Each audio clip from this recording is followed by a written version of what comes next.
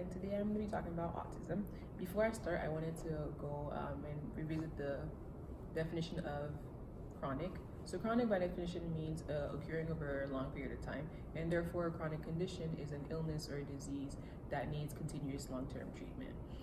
And therefore a chronic condition cannot be cured, but it can be managed through medication as well as lifestyle changes. So today we're talking about autism, or autism spectrum disorder, and we acronym it as ASD. It refers to various conditions when a person is faced with challenges in terms of social skills, repetitive behavior, as well as nonverbal communication.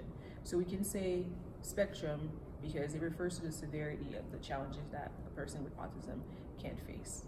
So autism cannot be cured, but it can be managed through therapy as well as social support in general. So the symptoms can be seen as early as 2 years old, and some of the signs that can trigger you to understand or see if someone has autism is when a child who has autism does not respond to their name. They might be resisting to cuddling and touching. In general, they're not very fond of affection. They may have poor eye contact, or they may like facial expression in general. They may have delayed or not be able to speak properly. They may not be able to keep a conversation or even start a conversation. They also may not appear to always understand simple directions or questions.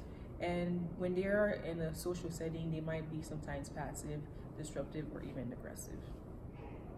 In terms of their behavior, a lot of times a child or an adult who has autism may perform a lot of repetitive movements such as rocking or spinning or hand flapping. Sometimes they may do activities that are self-harming, so they might bite themselves or they might bang their heads.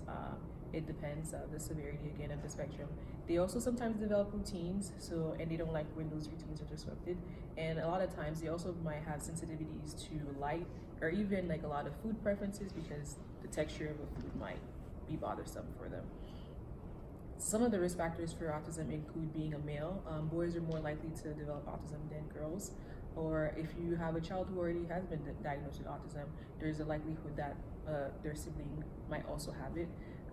If they're preterm babies, so that means 20 weeks of gestation, and also if you are an older parent.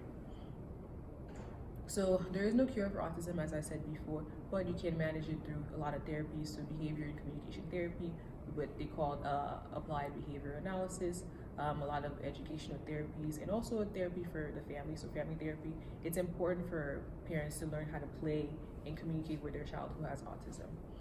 Medication also may help depending of the severity, so if they're very hyperactive, or if they have anxiety or disruptive behavior, medication sometimes is an alternative. And one thing that I wanted to say is that it's important for children who have autism to feel supported. Exercise patients with a child with autism don't make the disease the definition of who that person is. It's just something that makes them different. Everyone is different and special in their own way, and that might be this for someone who has autism. So just practice patience and try to be open-minded and be supportive. And of course, we have again questions for our survey, so make sure you look at those and subscribe to our channel, and thank you.